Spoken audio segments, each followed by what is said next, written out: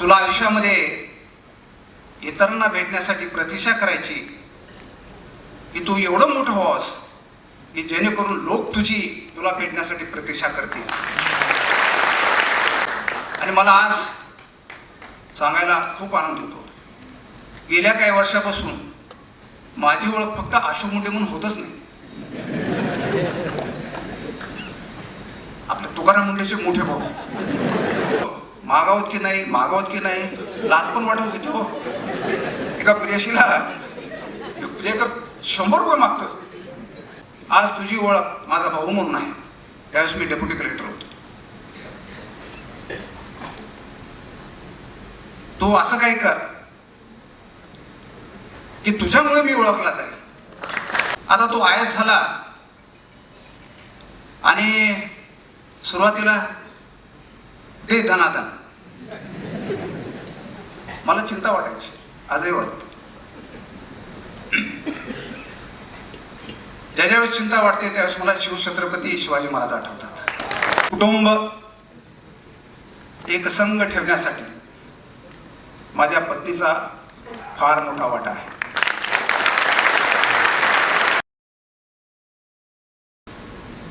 व्यासपीठावरील उपस्थित या कार्यक्रमाचे अध्यक्ष सन्माननीय पठारे साहेब, प्रमुख अतिथी खांडेकर साहेब, माझे मित्र आणि सरहदचे संस्थापक नहार साहेब, लेखक शफी पठाण, हिरा प्रकाशनचे शरद तांदळे, अमृता तांदळे, यशपाल आणि मी.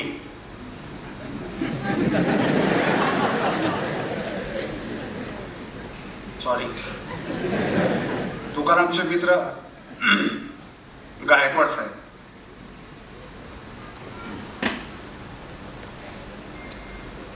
वेळ हा वाटून दिलेला आहे. 5 मिनिटं दिली होती, विनंती केली होती मी 3-4 मिनिट जास्त द्या म्हणून, त्याचं काही उत्तर आलं नाही.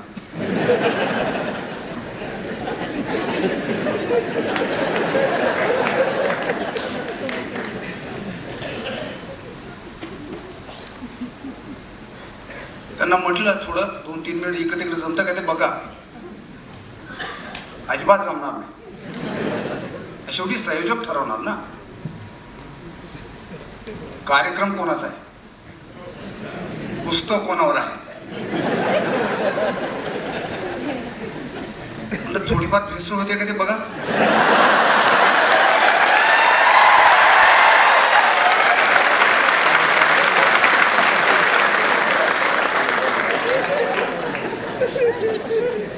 मी गपचूप बसलो, पण कार्यक्रम सुरू झाल्यापासून बघतोय घड्याळाकडे, कोणाला किती मिनिटं दिली आहेत आणि भेसळ किती होते. म्हटलं आपल्याला पण संधी आहे, घ्या बोलून. बोलायचं खूप आहे, इथे ते शक्य होणार नाही. शेतकऱ्याच्या कुटुंबात जन्मलेलो आम्ही. तुकाराम आणि माझ्यामध्ये एक भाऊ आहे, तो समोर बसलेला आहे, पुणे विद्यापीठामध्ये सहप्राध्यापक आहे. 11 वर्षाचा गॅप आम्हा दोघांमध्ये आहे, मध्ये तो आहे.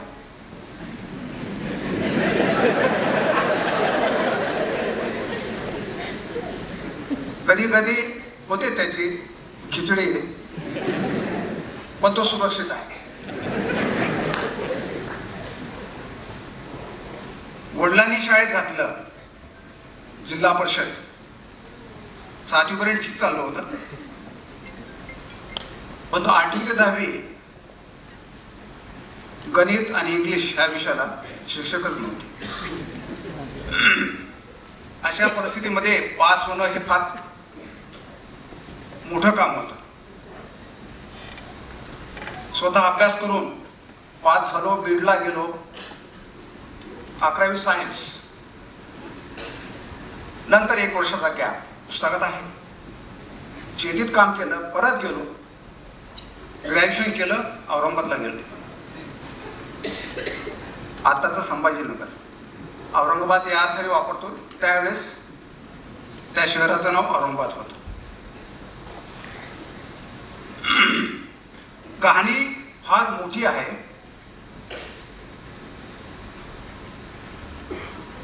औरंगाबादला गेलो, ते कमवा, शिका, UPSCचा अभ्यास करा, MPSCचा करा यासाठी. आणि नोकरी पण मिळाली मला एका कंपनीमध्ये. त्याचा पगार होता मासिक 600 रुपये.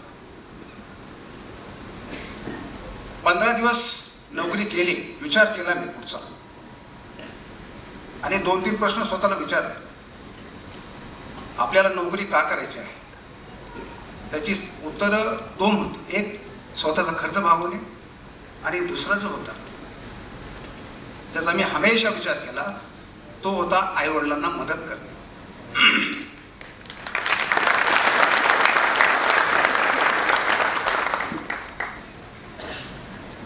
मी म्हटलं ह्या 600 रुपयात काय होणार आहे?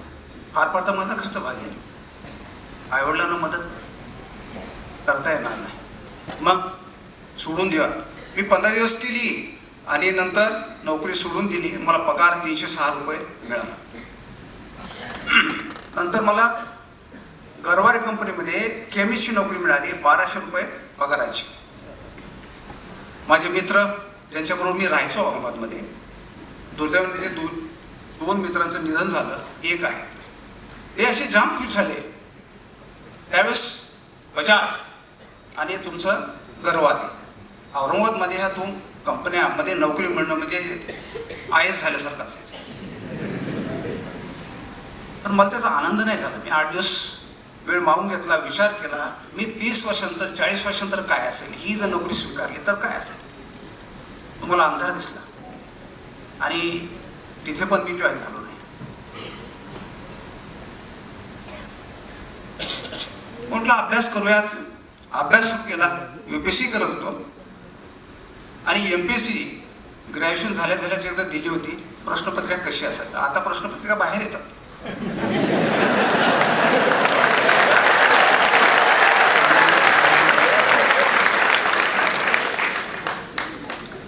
ते म्हटलं समजून घ्यावं. त्यावेळेस तसा तो फार काही काळ स्पर्धा परीक्षेचा नव्हता, फक्त ते कृषी विद्यापीठामध्ये मात्र ते वातावरण होतं. मी आपलं साधा BSc झालेलं. हे कळून चुकलं की हे आपल्याला जमू शकतं. साहजिकच मी काही पास नाही झालो, आणि औरंगाबादला गेल्यानंतर सुरुवात केली हळूहळू. नंतर 0 बजेट आलं. आपल्यापैकी बऱ्याच मंडळीला माहीत नसेल, 0 बजेट म्हणजे नोकरी नाही. असा 1-2 वर्षाचा काळ होता. मला वाटतं 87-88 असेल, वर्ष एक तिकडे असेल. 86 सांग. इथे बरेच MPSCचा प्रयत्न करणारे तरुण असतील. एक अटेम्प्ट व्हायला गेला म्हणजे त्याचं दुःख किती असतं ते मी अनुभवलेलं आहे. परत पहिल्यापासून घरच्यांना उत्तर काय द्यायची,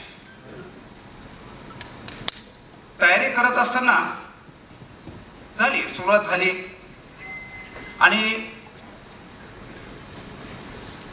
इंग्रजीचं वेळ मला होतं. मी अभ्यास केला, खूप अभ्यास केला. त्याची गरज होती की नाही माहीत नाही. त्याच्यावर बऱ्यापैकी मग नंतर कमांड देखील मिळवली. पैशाचा प्रश्न, खर्च कसा भागवायचा, तर मी त्यावेळी आमच्या गावचे एक जावई होते. जसे खांडेकर साहेब आमचे बीडचे जावई आहेत, म्हणून त्यांची आमच्यावर कृपा असतेच आणि राहील. कार्यकारी अभियंता होते. त्यांच्या घरी जाऊन मी मुलाला शिकवायचो. त्याचे मला 200 रुपये महिन्याला भेटायचे. ज्यांच्याकडे मी राहायचो, कानडी फॅमिली होती. त्यांचे भाऊ हायकोर्टचे जस्टिस म्हणून रिटायर झाले. ते पण ॲडव्होकेट होते. त्यानंतर शिफ्ट झाले दिल्लीला. आता मला वाटतं पुण्यामध्ये स्थायिक असतील कदाचित. तेव्हा त्यांनी एक मला ट्युशन मिळवून दिली. आणि असं करत करत मी दुसऱ्याचं जे स्पोकन इंग्लिश हा कन्सेप्ट आहे, बऱ्याच जणांना माहीत असेल. म्हटलं आपण जाऊन थोडंसं आपण अजून इंग्लिशचे उच्चार म्हणजे उच्चारामध्ये सुधारणा करूयात. गेलो, तिथले डायरेक्टर होते, त्याची चर्चा केली. बोलता बोलता मी त्यांना म्हटलं, त्यांनी विचारलं तुम्ही कशासाठी आलात? म्हटलं मला थोडा स्पोकन इंग्लिशचा क्लास करायचा. चर्चा केल्यानंतर म्हटली अहो तुम्हाला आम्ही काय शिकवणार, तुम्ही असंच का करत नाही? म्हटलं काय, तुम्हीच इथं काय शिकवत नाहीत. नाही, वास्तव आहे. आता पुढच्याला काडीचा आधार. मी म्हटलं ठीक आहे, पैशाचं काय? ते म्हणजे एका बॅचला मी 200 रुपये देणार. ठीक आहे, 1 तासासाठी 200 रुपये. मी जॉईन केलं, 2 बॅच झाल्या, 3 बॅच झाल्या. मुलं जशी वाढत गेली मग तशी मलाही थोडीशी आशा निर्माण झाली, यांनी मला जास्त पैसे द्यायला पाहिजे, कारण ते मुलं माझ्यासाठी येत होती. पण त्यांनी नकार दिला, म्हणून मी दुसरं तिथून निघालो आणि माझा स्वतःचा क्लास सुरू केला. तिथे स्पोकन इंग्लिश आणि नंतर MPSC क्लासेस. तरुणांना सांगतो मी MPSCचा क्लास 90 ते 94 मध्ये चालवलेला आहे आणि माझ्या क्लासचे विद्यार्थी सिलेक्ट झालेले आहेत. त्यातले काही आता IAS पण आहेत आणि बरेच जण डिवाइस पे आहेत.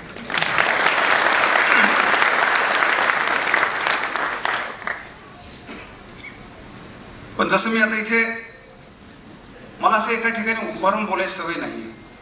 इथं कसं बांधल्यासारखं होतं. असं मोकळं पाहिजे, हातात माईक घेऊन इकडून तिकडे तिकडून इकडे जरा मस्त बोलतायत.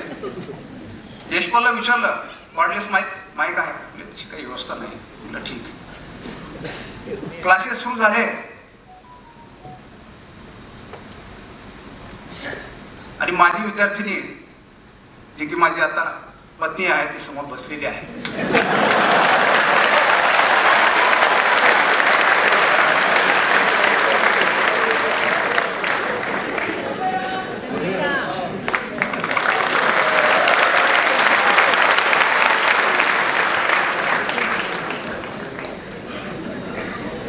कसं असतं बघा,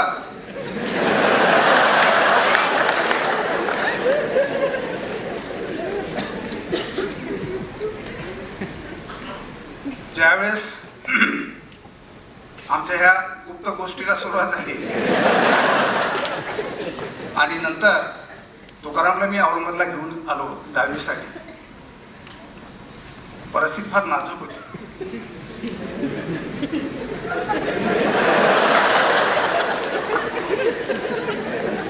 नाजूक या अर्थ नव्हती की जिथे मलाच खायला नव्हतं. त्याच्यात मी तुकारामला आणलं. तुकारामला काय आई वडिलांनी असं तसं नाही पाठवलं. तुकारामला मी असा पळून आणला होता औरंगाबादला. पुस्तकात त्याचा उल्लेख आहे. वडिलांनी विरोध केला. विरोध का केला? वडिलांसोबत त्या वेळी साधारणतः एक 60 वर्षाचा असेल. ते त्यांच्या ठिकाणी 100% बरोबर होते. त्यांना शेतीत काम करावं लागायचं. माझ्या समोर 2 प्रश्न होते. वडिलांना ह्या उतावळ्यामध्ये त्रास द्यायचा नाही, म्हणजे त्यांना शेतीत काम करू द्यायचं की नाही, आणि त्यांना शेतीतल्या कामापासून दूर ठेवायचं असेल तर त्यांची अपेक्षा होती तुकारामला त्यांनी गावात ठेवावं. म्हणजे तुकाराम शेतात काम करेल. माझी कोंडी निश्चित झालेली होती.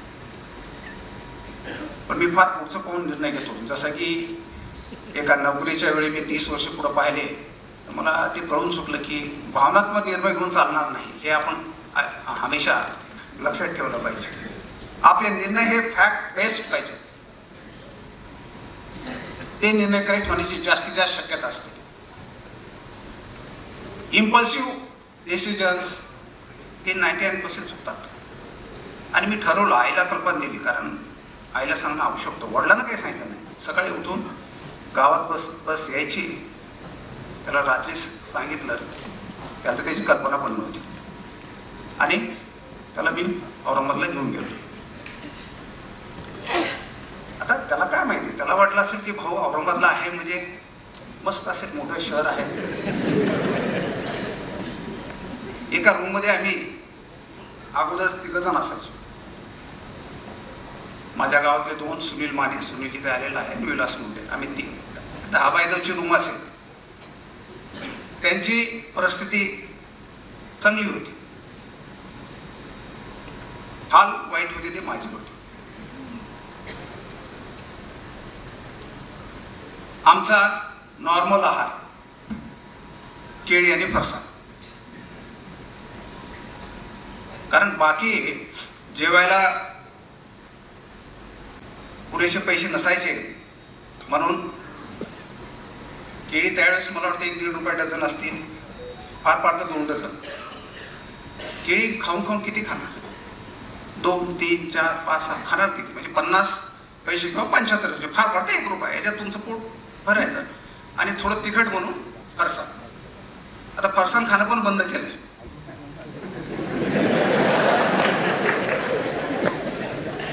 त्याच्यात तेल कोणचं असेल त्याचा काय भरोसा नाही, पण थोडी थोडी भेसळ चालते. असं असतानाच माझं लग्न झालं म्हणजे तुकारामला विचारून केलं मी असं.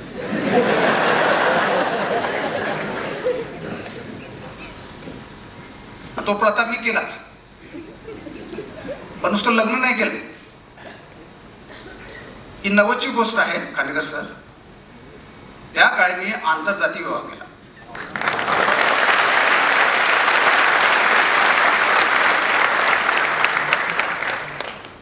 हा मी विचारपूर्वक केलेला होता.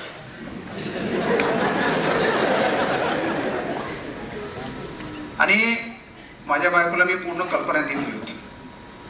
माझ्या दारिद्र्याविषयी लपून काही ठेवलं नाही. उद्या चलून काही वाद कशाला करायचे?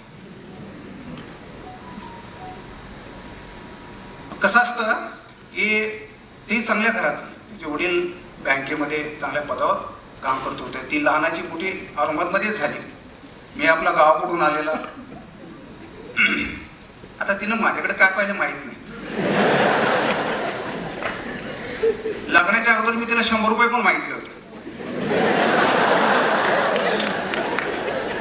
ती विसरली असेल, मी नाही विसरलो.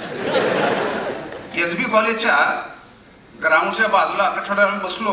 मागावत की नाही, लाज पण वाटत होती. हो, एका प्रियशीला प्रियकर 100 रुपये मागतोय. मुद्दा 100 रुपयाचा नव्हता. त्यावेळेस 100 रुपये फार मोठे होते. पण तिने कसं मॅनेज केलं मला माहित नाही, पण तिने मला पैसे दिले. ते अजूनही माझ्याकडे तसेच आहेत.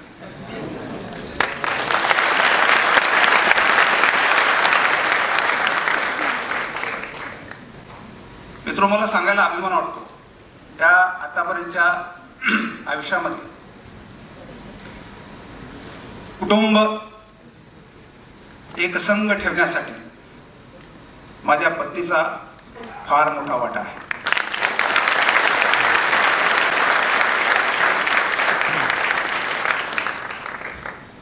आईच्या नंतर आमच्या घरामध्ये तिचं स्थान आहे. आणि ही परंपरा आता पुढे अर्चना देखील घेऊन जात आहे. आमचे टोटल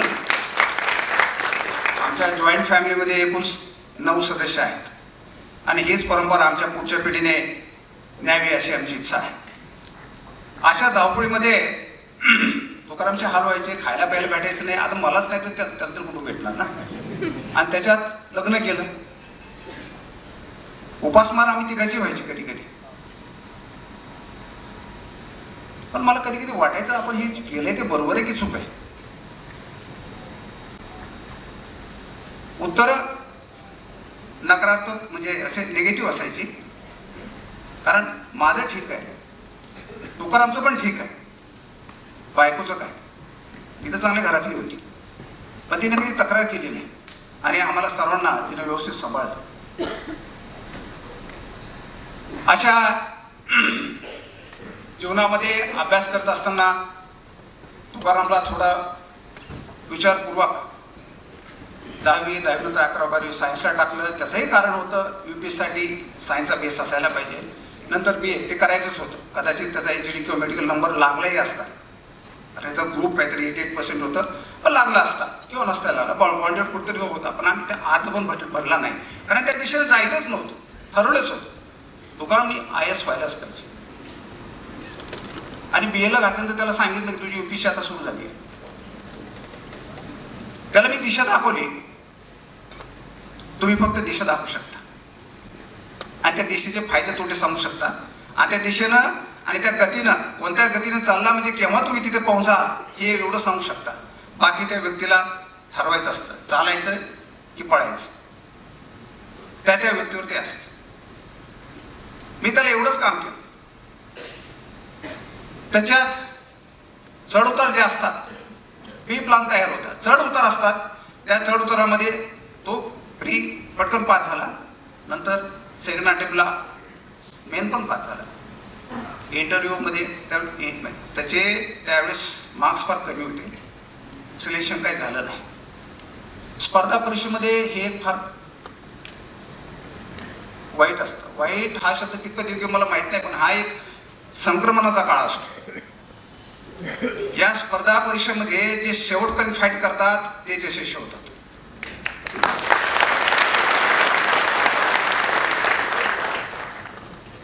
100% यश मिळतं याची मला खात्री आहे. फक्त तुमची दिशा बरोबर पाहिजे आणि पुरेशी मेहनत पाहिजे. बाकी जसं गायकवाड सरांनी सांगितलं की मोटिवेशनल व्हिडिओ फार असतात, त्या चक्करमध्ये जाऊ नका. तो व्हिडिओ काय तुम्हाला तुमचा अभ्यास करणार नाही आहे. डीपमध्ये जाऊन अभ्यास करा, यश तुम्हाला मिळेल. आणि अशाच ह्याच्यामध्ये जात असता अपयश आल्यानंतर त्यांनी मला न विचारता MPSC दिली. ते काही मला आवडलं नाही, त्याच्यामुळे आबोला धरून टाकलं, बोलायचंच नाही त्याशी. MPSC त्यांनी दिली आणि फक्त क्लास 2 झाला. मग तो विचारूच नाही. क्लास 2 झाल्यानंतर मात्र मी हादरलो. आणि मग मला वाटलं आता समोरासमोर बसून आता काही गोष्टी सांगण्याची आवश्यकता आहे. मग त्याला विचारलं, त्याला म्हटलं तुझे मित्र काही क्लास 1 अधिकारी झालेले आहेत आणि तू फक्त क्लास 2. तू UPSCची आतापर्यंत तयारी केलीस, तू कमीत कमी MPSC टॉप करायचीस.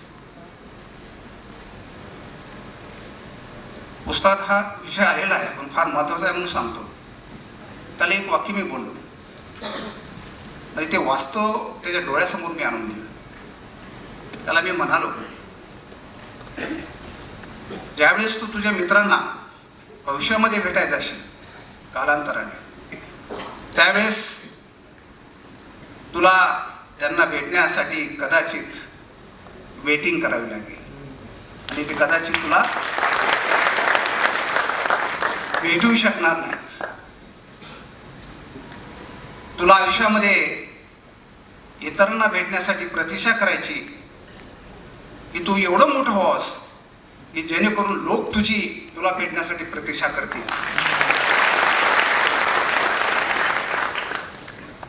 पुढचं एक वाक्य बोललो, आज तुझी ओळख माझा भाऊ म्हणून आहे. त्यावेळेस मी डेप्युटी कलेक्टर होतो. तू असं काही कर की तुझ्यामुळे मी ओळखला जाईल.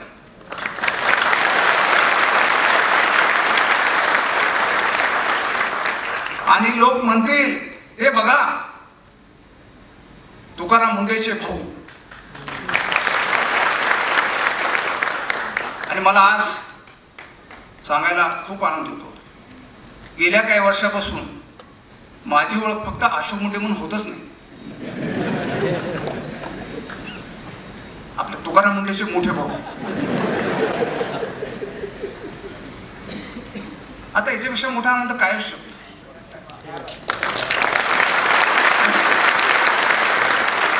जे स्वप्न तुम्ही पाहता आणि तुमच्या डोळ्यात एकदा ती पूर्ण होतात त्यासारखा आनंद नाही. आता तो आयत झाला आणि सुरुवातीला दे धनाधन,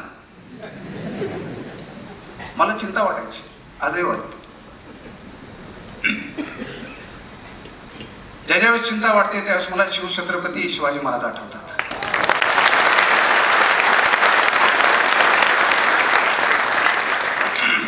डगमायचं नाही, फक्त चुकीचं करायचं नाही, जे व्हायचं ते होतं आणि पुढं चालत जायचं. आमचं संपूर्ण कुटुंब तुकारामच्या पाठीशी आहे आणि राहील.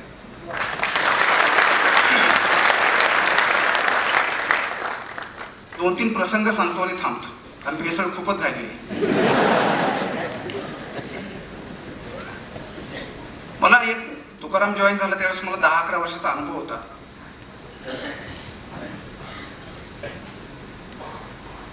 काही लोक मला भेटायला यायचे आणि म्हणायचे थोडं काम आहे, जरा तुकारामला सांगा ना.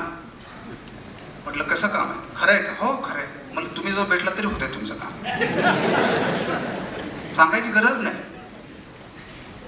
फार फार तर भेट होत नसेल तर मी तेवढी व्यवस्था करू शकतो की XYZ येत आहेत, त्यांचं ऐकून घे. काय नाही पण ते जरा थोडं अवघड आहे. म्हटलं मी असे काम काही सांगत नाही. मला काय म्हणायचे, तुमच्यामुळे तर तो आहेच झालाय. समाजामध्ये फार काळजीपूर्वक राहावं लागतं. उचकून देण्याचे प्रकार फार होतात आणि मित्रामित्रामध्ये कुटुंबामध्ये कलह तयार होतो. याचं भान आपल्याला ठेवलं पाहिजे. जसे चार्वाक प्रत्येक गोष्ट ॲनालिसिस करायची, ॲनालिसिस केलं पाहिजे. वाय इथून मी एखादी गोष्ट सांगली तर का सांगितली, त्याचा माझ्यावर काही फरक पडला नाही. दुसरी एक घटना आहे.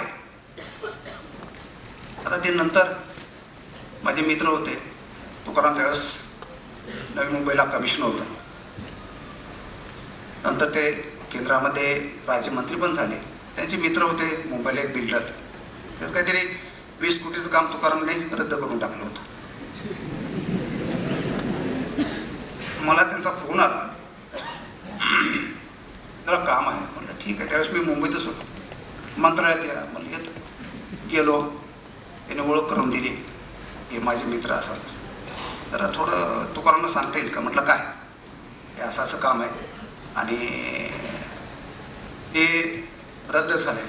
म्हटलं रद्द झालं म्हणजे काहीतरी कारण असतील ना? नाही नाही, तुकारामला काहीतरी काही लोकांनी चुकीचं मार्गदर्शन केलं आहे आणि त्याच्यामुळे ते रद्द झालं आहे. म्हटलं असं कोणाचं ऐकून तर तुकाराम काम करणार नाही. निर्णय योग्य तेच घेणार. तिथं त्याला 10-12 प्रश्न असे विचारले, मीच विचारले. आता हे नंतर राज्यमंत्री केंद्रात झालेले माझे मित्र होते, पण त्यावेळेस ते मला एक वाक्य बोलून गेले, तुमच्यापेक्षा तुकारामला भेटलेलं बरं आहे.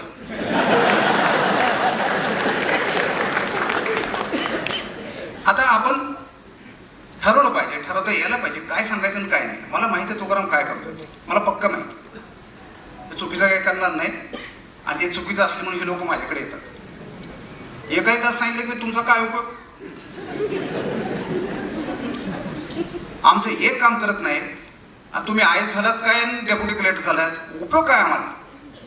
हे पण प्रकार होतात. आणि काय फरक पडतो? तुम्ही नाही पैसे खाल्ले तरी खालचे खातात ना. हो म्हटलं खातात. मग तुम्ही खाल्ले म्हणून काय झालं? म्हटलं त्यांनी काय करावं हा त्यांचा प्रश्न, तुकारामनं काय करावं हा तुकारामचा प्रश्न.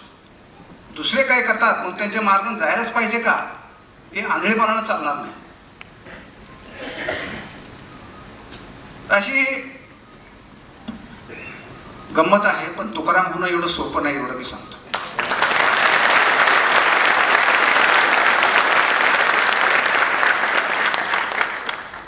त्याच्या वेदना, त्रास मी जवळून पाहत आलेलो आहे आणि त्याचा त्रास मला जेवढा कळेल तेवढा दुसऱ्या कोणालाही कळणार नाही. आम्ही एकत्र आलो फार कमी बोलतो, पण मोजकं आणि महत्वाचं तेवढं बोलतो आणि गरजेनुसार बोलतो. ही अशी त्याची कारकीर्द चालतच राहणार आहे. हे जे पुस्तक आहे याच्यामध्ये बऱ्याच देदणका आहे, याच्यामध्ये अगदी बऱ्यापैकी आहे. पण स्ट्रगल आणि त्रास काय असतो त्याच्यात तुम्हाला कळेल.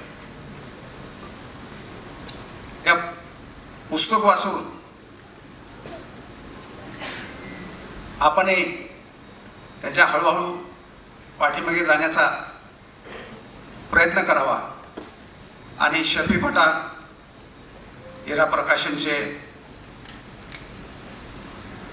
तांदळे फॅमिली, ज्येष्ठ साहित्यिक पठारे साहेब, सर्वपरिचित आपले खांडेकर साहेब यांनी त्यांचा अमोल वेळ दिला त्याबद्दल मुंडे कुटुंबातर्फे मी त्यांचे आभार मानतो आणि थांबतो. धन्यवाद.